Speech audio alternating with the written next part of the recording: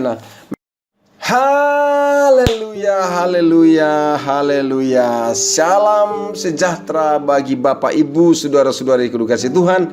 Hari ini Selasa tanggal 19 April tahun 2022. Oleh karena kebaikan Tuhan, oleh karena rahmat Tuhan, kita diberikan kesempatan kembali untuk merenungkan firman Tuhan. Dan itulah sebabnya saya terus berdoa kepada Tuhan, memohon kepada Tuhan, jika ada Bapak Ibu yang mendengarkan renungan ini yang sedang dalam keadaan sakit, aku berdoa dalam nama Yesus, kiranya Tuhan menjamah, menyembuhkan, memulihkan. Tetaplah semangat, tetaplah antusias, karena jamahan Tuhan nyata bagi saudara pagi hari ini.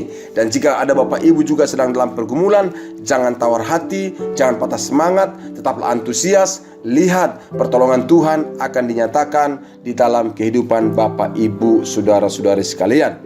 Bapak, Ibu, sahabat yang dikasihi oleh Tuhan, pada kesempatan hari ini kita akan kembali belajar dan melihat tentang apa yang dituliskan di dalam firman Tuhan.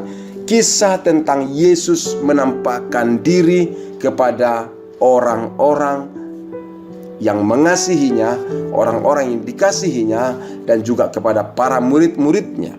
Dan ibu bapak tentunya sudah kita dengar bersama sejak Yesus ditangkap, dihakimi, disalibkan, mati, dikuburkan, pada hari Paskah bangkit pada hari ketiga dari kematian. Dan selanjutnya kisah yang tidak kalah penting adalah dia menampakkan diri berulang kali, membuat semuanya menjadi lengkap, semua dikerjakannya menjadi sempurna, karena dia menampakkan diri, membuktikan dia sungguh-sungguh hidup dan menang atas maut dan menang atas kematian. Ibu dan bapak, saudara-saudara kasih Tuhan, di dalam Yohanes pasal yang ke-20 ayat yang ke-11 sampai dengan ayat 18 dituliskan tentang kisah Yesus menampakkan diri kepada Maria Magdalena. Dan sepanjang minggu ini saya akan mengajak Bapak Ibu nanti memperhatikan dan merenungkan firman Tuhan tentang Yesus yang menampakkan diri kepada kelompok-kelompok dan pribadi-pribadi yang berbeda. Tapi hari ini saya akan mengajak kita melihat hal tersebut. Apa yang terjadi di dalam Yohanes pasal 20 ayat 11 sampai dengan ayat yang ke-18 dijelaskan Maria berdiri dekat kubur Yesus. Dalam keadaan apa? Dia sedih karena Yesus sudah meninggalkan mereka, sudah dikuburkan. Dan dia datang dekat kubur tersebut dalam keadaan sedih, dalam keadaan menangis. Tapi tidak hanya sampai di sana, dia semakin sedih lagi karena mayat Yesus tidak ada di dalam kubur itu. Dan dia menduga, mungkin ada yang memindahkannya. Dan dalam ayat itu dijelaskan bahwa ada 2 malaikat hadir di sana. Dan juga Yesus juga hadir di situ. Tetapi yang sangat mengejutkan saya adalah pembicaraan Yesus dengan Maria. Dituliskan dalam Yohanes 20 ayat 11 sampai dengan ayat 18 tersebut. Khususnya di ayat 15 bahwa Yesus berkata kepada Maria, "Ibu, mengapa engkau menangis? Siapa yang engkau cari?" Tapi jawab Maria, dalam ayat itu dituliskan Maria menjawab Yesus dan berkata begini. Dan karena Maria berpikir itu adalah tukang taman atau tukang kebun. "Tuhan, jika Tuhan yang mengambil dia, maksudnya mengambil jenazah Yesus, katakanlah kepadaku di mana kau letakkan dia supaya aku mengambilnya." Dan Yesus memanggil Maria dan berkata, "Maria." Dan Maria menjawabnya, "Rabuni," dalam bahasa Ibrani dengan artinya guru. Baru dia sadar bahwa yang memanggil dia itu adalah Yesus.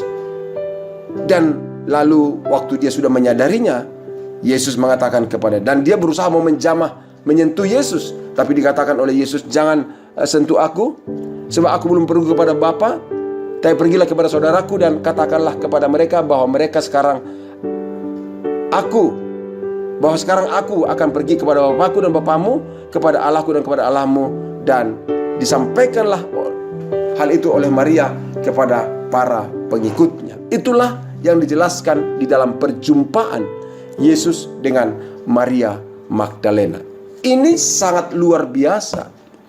Kenapa saya katakan luar biasa? Karena dari kisah ini kita belajar, Bapak Ibu dikasih Tuhan.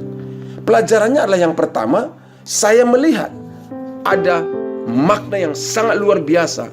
Yesus dengan sengaja, saya katakan dengan sengaja, karena dia tidak kebetulan, kan Yesus tidak pernah mengerjakan sesuatu yang kebetulan. Dia dengan sengaja, Yesus dengan sengaja menemui Maria Magdalena. Sengaja. Atau supaya lebih seimbang, Yesus sengaja mengizinkan dirinya ditemui oleh Maria di kubur itu dengan sengaja. Tapi yang jelas, karena yang memegang segala kunci dan keputusan adalah Yesus, maka saya katakan Yesuslah yang dengan sengaja. Dan berbicara dengan Maria Magdalena di situ. Mengapa demikian? Nah, ini pelajarannya. Di dalam hal ini saya bisa simpulkan, dan saya mau nyampaikan kepada Bapak Ibu, Yesus mengasihi dan mau memakai semua orang yang mengasihi Dia tanpa membedakan gender dan jenis kelamin. Kenapa saya katakan demikian? Karena sekali lagi saya katakan Yesus dengan sengaja menemui Maria Magdalena karena Dia mengasihi dia, atau karena Yesus mengasihi Maria Magdalena.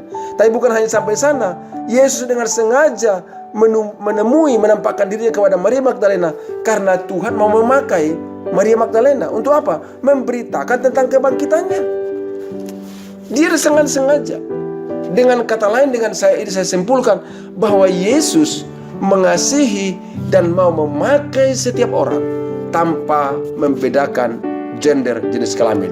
Bahkan Dia memakai umatnya, memakai kita. Dia mengasihi kita bukan karena jenis kelamin kita, tapi karena Dia memang mengasihi kita. Saya buat contoh misalnya. Ada perempuan yang dipakai Tuhan dengan luar biasa berdampak dalam hidupnya? Ada. Siapa? Bunda Teresa. Adakah pria yang dipakai Tuhan dengan luar biasa untuk menjadi alat Tuhan? Ada. Siapa? Kita sebutkan saja misalnya Maurice Cerullo. Ada banyak nama yang bisa kita sebutkan, laki-laki dan perempuan. Artinya laki-laki, perempuan mau dipakai oleh Tuhan, dan laki-laki dan perempuan juga dikasihi oleh Yesus. Maka sekali lagi saya katakan, waktu Yesus sengaja menjumpai Maria Magdalena, menjelaskan kepada kita bahwa Yesus mengasihi dan memakai semua orang tanpa membedakan gender dan jenis kelamin. Dan Ibu Bapak dikasih Tuhan, hal ini sangat penting bagi kita sebagai orang tua. Mari kita belajar dalam hal ini. Belajar untuk apa? Untuk mengasihi anak-anak kita tanpa membedakan jenis kelamin mereka. Memang dalam berbagai suku tertentu dianggap laki-laki itu menjadi, maaf, sepertinya lebih penting daripada perempuan. Maka banyak kadang-kadang kita dengar bahasakan, wah perempuan, kalau perempuan mah gak usah sekolah tinggi-tinggi, nanti juga ke dapur juga. Nah, itu kan sebenarnya sudah satu kata yang merendahkan. Seolah-olah perempuan gak bisa dipakai Tuhan dengan luar biasa. Ya semuanya harus berikan kesempatan yang sama. Kenapa? Karena perempuan pun bisa dipakai Tuhan. Perempuan pun dikasih oleh Tuhan. Dan harga nilai pribadi manusia bukan karena jenis kelaminnya, tapi karena dia adalah milik Tuhan. Dan Maria dipakai oleh Tuhan karena bagi Tuhan semuanya berharga dan berarti. Dan saudaraku dikasih Tuhan, jika pada pagi hari ini ada di antara kita, khususnya kaum perempuan yang merasa selama ini kurang berharga, kurang berarti karena jenis kelamin perempuan, saya beritahu, itu adalah pikiran yang salah. Jika ada juga kaum pria merasa dirimu merasa berharga, lebih berharga dari yang lain karena engkau pria, saya mau katakan itulah pikiran yang salah. Semuanya berharga di mata Tuhan, semua dikasihi oleh Tuhan. Dan kalau Yesus dengan sengaja menampakkan diri berjumpa dengan Maria, menjelaskan bahwa Tuhan mengasihi dan mau memakai semua orang tanpa membedakan gender. Tapi yang kedua, ada pelajaran penting yang kita pelajari di sini, yaitu tentang Maria tidak mengenal Yesus. Itu aneh. Kenapa? Karena dia sudah berbicara langsung, berjumpa dengan Yesus di kubur tersebut, tapi dia tidak mengenal. Sampai akhirnya Yesus memanggil nama dia, Maria. Baru Maria langsung menjawab, ya Rabuni, guru. Langsung baru dia sadar bahwa itu adalah Yesus yang adalah guru dan juga Tuhannya.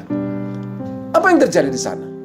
waktu saya melihat tentang kisahnya, ternyata Maria ini sedang diliputi, sedang dikuasai oleh duka dan kesedihan yang mendalam.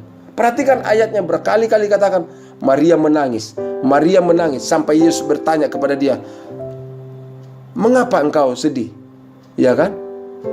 Yesus bertanya kepada dia, "Siapa yang kau cari?" "Ibu, mengapa engkau menangis?" Berarti sementara dia ada di kubur itu, dia terus menangis, dan berbicara dengan Yesus pun dia masih menangis. Maka Yesus bertanya, "Mengapa engkau menangis? Siapa yang kau cari?" Itu pun Maria belum memahaminya. Kenapa? Karena dia dikuasai oleh duka dan kesedihan. Akhirnya dia tidak dapat melihat, tidak dapat bisa mengenal hal yang ada di sekitarnya. Saudaraku dikasih Tuhan, ini saya mau perlu sampaikan kepada kita. Sedih dan duka itu adalah manusiawi. Tapi kalau sedih dan duka menguasai kehidupan, itu akan membutakan kehidupan. Sehingga tidak tahu apa yang menjadi yang harus dilakukan, tidak tahu juga apa yang terjadi di sekitarnya, dan bahkan tidak tahu juga dan bahkan lupa juga firman Tuhan. Padahal kita tahu Yesus sudah berkata dia akan bangkit pada hari yang ketiga. Tapi Maria dibutakan dalam semua itu karena apa? Karena kesedihan dan duka yang mendalam. Tetapi untungnya Yesus memulihkan dia pada saat itu, dan dia mengerti bahwa dia sedang berbicara dengan Yesus. Oleh sebab itu kita perlu berhati-hati Bapak Ibu dikasih Tuhan. Jika ada kesedihan, ada duka, ada pergumulan yang berat, jangan sampai itu membelenggu kehidupan kita, menguasai kehidupan kita, sehingga kita tidak tahu apa yang terjadi di sekitar kita. Kita juga lupa firman Tuhan. Tentu masa-masa yang sulit seperti sekarang ini, masa-masa pergumulan yang tidak mudah, kadang-kadang kita bisa menjadi panik. Tapi saya beritahu, jangan biarkan itu menguasai kehidupanmu. Tapi dengarkanlah suara Tuhanmu, suara Yesus, dan Dia mengasihi engkau. Dan kalau itu yang terjadi, maka saya percaya kita juga akan dipakai Tuhan seperti Maria dipakai oleh Yesus, menjadi alat di tangan Tuhan, memberitakan kebangkitannya, memberitakan kuasanya, memberitakan kasihnya, bahwa Tuhan hidup, Tuhan berkuasa, Tuhan bangkit dari kematian, Tuhan bangkit mengalahkan maut.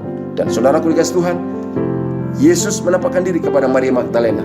Saya berdoa melalui renungan ini, iman saudara, iman kita dikuatkan, diteguhkan, bahwa Yesus mengasihi saudara, Yesus mau memakai saudara, dan juga kita jangan mengizinkan diri kita dikuasai oleh duka dan kesedihan yang mendalam, karena Yesus senantiasa mau memakai kita menjadi alatnya.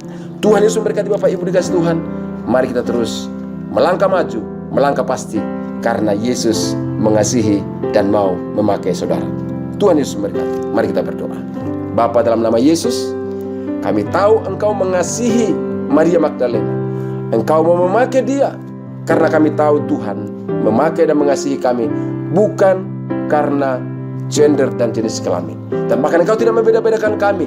Engkau tak mengasihi setiap orang, dan Engkau terus juga mengasihi semua orang.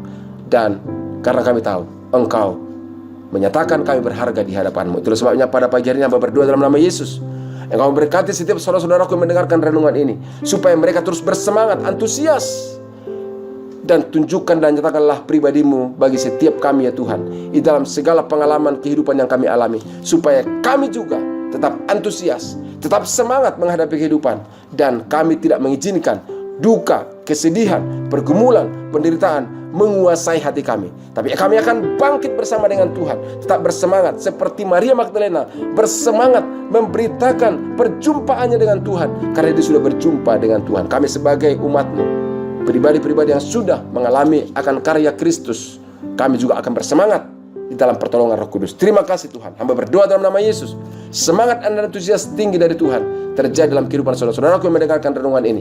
Yang sakit, sembuhkan. Berikan semangat yang baru, berikan hati yang gembira dalam hati mereka, percaya bahwa Allah mengasihi mereka. Sembuh yang sakit, berikan pertolongan kepada yang mengalami pergumulan. Di dalam nama Yesus Kristus saya berdoa, Tuhan tolong dan Tuhan sertai.